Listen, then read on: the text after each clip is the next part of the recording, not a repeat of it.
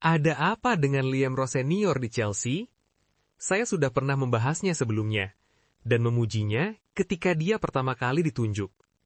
Melihat perjalanannya dan apa saja kekuatannya, serta apa yang bisa dia berikan kepada tim Chelsea. Faktanya, dia belum pernah melatih di level tertinggi, dan tidak terbiasa memiliki pemain dengan kepribadian serta ego yang besar di bawah kepemimpinannya. Dan faktanya, dia belum pernah berada di klub seperti Chelsea, yang memiliki ekspektasi sebesar itu. Jadi, resikonya selalu ada. Anda memiliki seorang manajer yang mungkin belum siap untuk level ini, tetapi dia dilemparkan ke salah satu pekerjaan terbesar di sepak bola. Maksud saya, lihat saja keputusan yang dia buat dengan kepada penjaga gawang. Dia mencadangkan Robert Sanchez dan memainkan Jorgensen dalam pertandingan melawan PSG. Dan itu benar-benar menjadi bumerang. Jorgensen sangat kesulitan membangun serangan dari belakang, yang seharusnya menjadi alasan dia dipilih daripada Sanchez. Dan Chelsea akhirnya kebobolan 5 gol di leg pertama itu. Rose Senior mengatakan dia lebih menyukainya, karena dia lebih cocok dengan gaya permainan penguasaan bola. Tetapi kenyataannya, Sanchez adalah pilihan yang lebih aman, terutama dalam hal penjaga gawang. Sanchez lah yang berada di gawang ketika Chelsea mengalahkan PSG di Piala Dunia Antar Klub, dan dia sebenarnya memainkan peran besar dalam kemenangan itu. Tapi inilah mengapa saya tidak terlalu menyalahkan Rose Senior seperti orang lain. Dalam video ini, kita akan memahami apa yang salah di Chelsea, serta menganalisis kekalahan Chelsea atas PSG di UCL.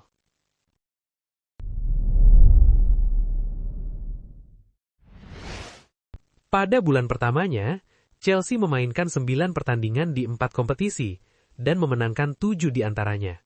Satu-satunya kekalahan terjadi melawan Arsenal di Piala Carabao. Di Liga Premier, dia cukup dominan, memenangkan 4 pertandingan pertamanya sebagai pelatih. Itu mungkin terdengar sangat sederhana, tetapi pada saat itu, salah satu masalah terbesar dengan Chelsea asuhan Maresca adalah mereka tidak memenangkan pertandingan yang seharusnya mereka menangkan. Rose Senior telah memperbaikinya dengan cepat.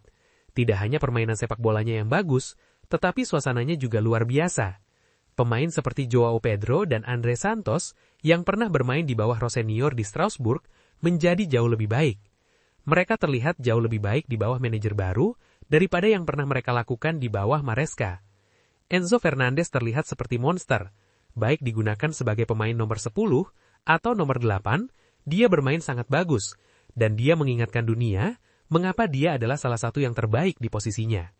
Bahkan pada Januari 2026, Chelsea melakukan sesuatu yang belum pernah mereka lakukan di Liga Premier. Saat bertandang ke West Ham United, mereka bermain buruk di babak pertama dan kalah 2-0. Beberapa minggu sebelumnya, pertandingan itu mungkin sudah berakhir. Namun Liam Rose Senior bertindak segera. Dia melakukan 3 perubahan besar, dan Chelsea membalikan keadaan, mencetak 3 gol tanpa balas. Dan Enzo Fernandez mencetak gol kemenangan di waktu tambahan. Itu adalah pertama kalinya dalam sejarah Liga Premier, Chelsea memenangkan pertandingan setelah tertinggal 2 gol di babak pertama. Bahkan lebih besar dari itu, adalah apa yang terjadi di Eropa, ketika Chelsea mengalahkan Napoli 3-2. Hasil itu memastikan Chelsea finish di posisi ke-6 di fase Liga Champions, dan memberi mereka kualifikasi otomatis ke babak 16 besar. 2 pertandingan, 2 situasi yang sangat berbeda, tetapi tema yang sama. Chelsea menjadi tim yang tidak pernah menyerah, dan mampu meraih hasil, bahkan ketika semua orang sudah menganggap mereka kalah. Namun terlepas dari semua itu, keraguan masih mengikutinya. Rose Senior saat itu memberikan hasil dengan gaya yang jelas, tetapi banyak penggemar Chelsea tidak pernah mempercayainya. Bahkan sekelompok kecil orang yang mendukung Rose Senior sekarang berbalik melawannya. Pemain berbicara tentang bagaimana mereka menghargai betapa manusiawinya Rose Senior. Tetapi begitu Chelsea mulai kalah, saya tahu media akan mencoba membingkai sentuhan manusiawi Rose Senior sebagai contoh bahwa dia tidak memiliki otoritas di ruang ganti. Yang tampaknya paling dihargai para pemain adalah betapa manusiawinya Rose Senior. Dia tidak jauh atau dingin. Dia bercanda dengan para pemain.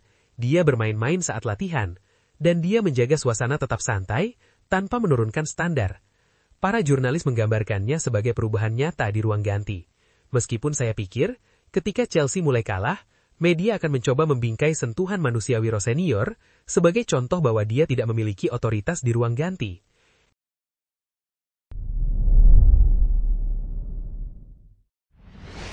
Mari kita lihat. Saya tahu bahwa semua kutipan dan momen kecilnya akan dianggap tidak profesional dan memalukan segera setelah Chelsea berhenti memenangkan pertandingan. Dan semua ini kembali ke Bluco. Selalu begitu. Peluang untuk memperbaiki skuad sudah jelas selama beberapa jendela transfer sekarang, dan mereka mengabaikannya. Dan ketika sesuatu benar-benar menunjukkan potensi seperti Maresca, mereka langsung mulai mencari di tempat lain. Maksud saya, mereka bernegosiasi dengan De Zerbi, bahkan ketika Maresca masih menjabat. Kemudian mereka tidak mendatangkan bek tengah kuat bahkan setelah cedera Comwell yang membuat Chelsea tidak terasa seperti proyek sepak bola yang serius. Rasa-rasanya seperti salah urus dalam skala besar. Sulit untuk melihat bagaimana keadaan akan membaik di bawah kepemilikan baru ini. Katakanlah mereka menyingkirkan Liam Ross senior. Nah, siapa yang akan menggantikannya? Apakah mereka benar-benar akan mencari manajer kelas dunia yang terkenal? Atau apakah mereka takut bahwa ego manajer seperti itu akan mengganggu rencananya? Karena saya merasa mereka hanya akan mencari orang yang hanya mengiyakan, yang akan melakukan apapun yang diperintahkan oleh atasan. Yang memperburuk keadaan adalah bagaimana semua ini terjadi di panggung terbesar. Chelsea benar-benar dikalahkan oleh PSG. Maksud saya, para pengamat seperti Jamie Carragher sudah mengatakan bahwa Ross senior tidak akan pernah memenangkan trofi besar.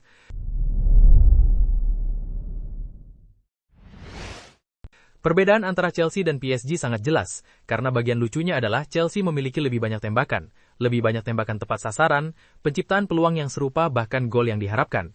Tapi PSG jauh lebih kejam. Setiap kali mereka mendekati kotak penalti, mereka mencetak gol.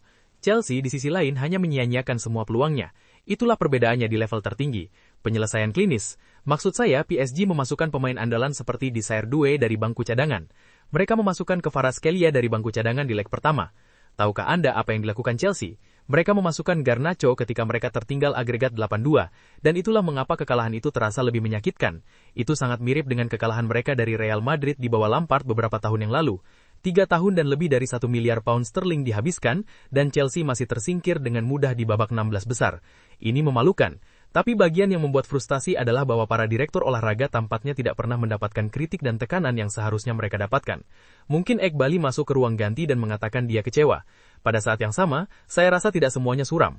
Saya masih berpikir ada kualitas di lini tengah. Mereka memiliki beberapa pemain bagus di lini serang sekarang, bahkan di posisi bek sayap. Tapi seperti yang terjadi saat melawan PSG, seharusnya menjadi peringatan. Tim ini jauh dari level elit dan mungkin sangat membutuhkan bek tengah yang lebih berpengalaman. Jadi, dalam satu sisi, musim ini berjalan sesuai harapan berdasarkan skuad yang dimiliki Chelsea, yang sedikit menyedihkan mengingat jumlah uang yang telah dikeluarkan. Ini bukan pengakuan, ini adalah realitas dari posisi tim saat ini.